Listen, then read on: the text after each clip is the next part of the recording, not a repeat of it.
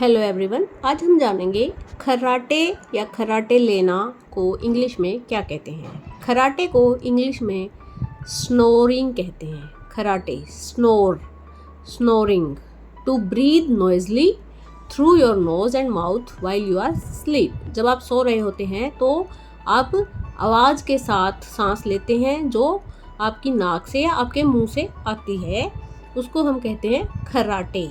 Snoring is a big problem with you. खर्राटे भरना तुम्हारी बड़ी समस्या है।